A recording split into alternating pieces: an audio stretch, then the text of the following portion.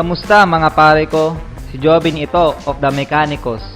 And today, tuturuan ko kayo kung paano ang tamang pag-inspect at pagpalit ng spark plug ng 2017 Toyota Avanza in 4 easy steps.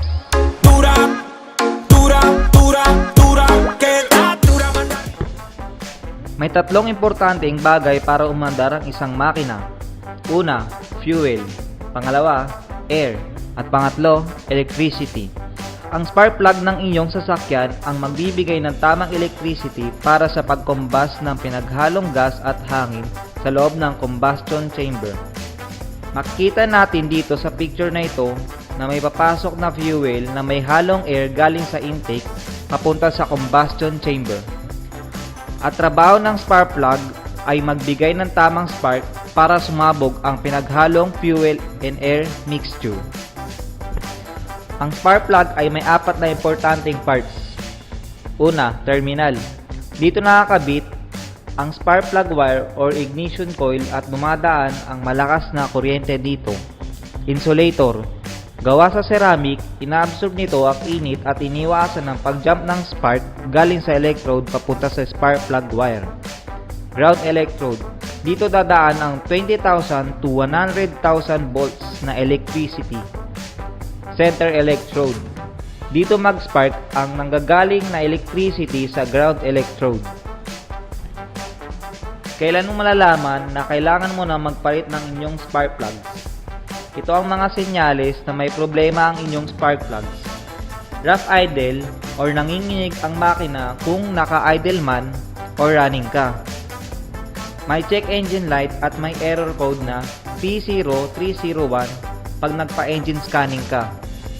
Okay mga pare, ipapakita ko in 4 easy steps kung paano mag-diagnose at ang tamang pagpalit ng inyong spark plug.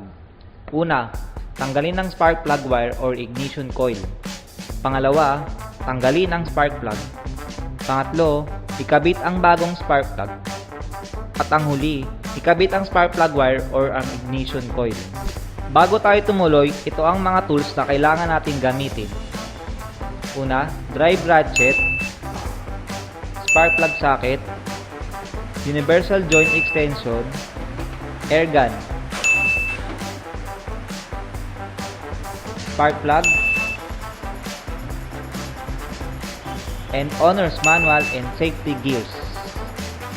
Bago bumili ng spark plug, check ang owner's manual kung ano ang recommended type ng spark plug. May standard at iridium type na spark plug. Today, papalitan natin ng spark plug ng 2017 Toyota Avanza. Makikita natin sa manual na ang recommended spark plug ay iridium tip spark plugs. Take note din na may mga sasakyan na mahirap ma-access ang spark plug, especially ang subcompact at front wheel drive. Sa case ng Avanza, easy access ang spark plug kaya wala tayong tatanggalin. Pero sa case ng mga sasakyan tulad ng 2012 Honda Pilot na 6-cylinder ay may 6 na spark plug, ang 1, 2, 3 ay nasa harap at ang 4, 5, 6 ay nasa likod. Or sa 2010 Toyota Prius na masikip ang engine compartment, kailangan tanggalin ang wiper cowl para ma-access ang spark plug area. Okay, step 1 na tayo guys. Tanggalin ang spark plug wire or ignition coil. Habang nakapatay ang makina, tanggalin muna ang 10mm bolt na nagsisiklu sa ignition coil.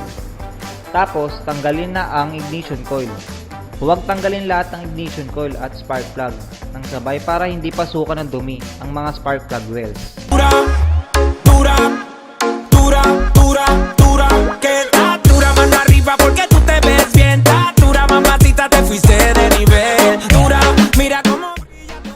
Bago tanggalin ang spark plug, linisin muna ng mabuti ang area ng pinagtanggalan ng spark plug. Gamit ang air hose, linisin ang area para hindi mahulog ang dumi sa spark plug well pag natanggal na natin ang spark plug.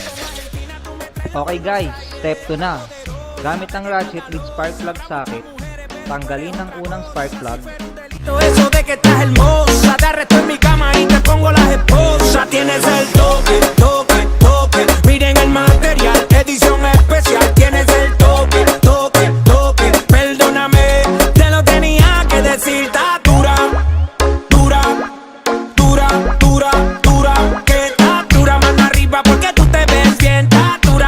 Pag natanggal na, makikita natin na may mga dumi na naipon malapit sa spark plug well. Buti na lang, nalinis natin ang hindi ito nahulog sa loob ng spark plug well. Sa spark plug na ito, sa kaliwa, makikita natin na kailangan ng palitan dahil maitim at may bahid ng oil. Ibig sabihin na masyadong rich o mas marami ang fuel kaysa air ang fuel-air mixture. Dahil dito, mapapansin mo na din na malakas ang konsumo ng gas. Ito ang mga itsura ng spark plug na dapat nang palitan. Una, basa ng langis o gasolina. Dalawa, may maliit na metal sa spark plug tip or damage na ang electrode tip. Pangatlo, maitim ang bahid ng langis. Kunin ang bagong spark plug. Tignan at i-compare mabuti kung pareho ito sa natanggal mong spark plug. Make sure na pareho ang haba at lapad. Dahil may mga spark plug na mas mahahaba at matataba. Okay, pupunta naman tayo sa step 3. Kabit na ang bagong spark plug. Ilagay ang spark plug sa spark plug socket. Ang spark plug socket ay may rubber boot para mahawakan ng mabuti ang spark plug. Check lang kung maigpit at hindi mahuhulog. At dahan-dahan ipasok sa spark plug well. Hand tighten lang muna para sure na tama sa thread at hindi ito malulose thread. Okay guys, ito na ang last step. Step 4. Gamitan ng ratchet at tighten lang. Unseal mo na ang resistance. Huwag mag-over tighten dahil pwede ma-strip ang thread. Finally, ikabit ang spark plug wire or ignition coil. Siguraduhin na mararamdaman mo ang pag-click at siguraduhin din na tama lang ang paghigpit. Okay, ganon din ang gawin sa natitirang mga spark plug hanggang makumpleto lahat. Start ng sasakyan at obserbahan ang idle at kung may check engine light. Makikita natin na smooth ang idle at walang check engine light. So ayos ang pagpapalit natin ng spark plug. Okay mga pare, nakita nyo naman na madali lang ang mag-check at magpalit ng spark plug basta tama ang type ng spark plug at tama ang tools na gagamitin.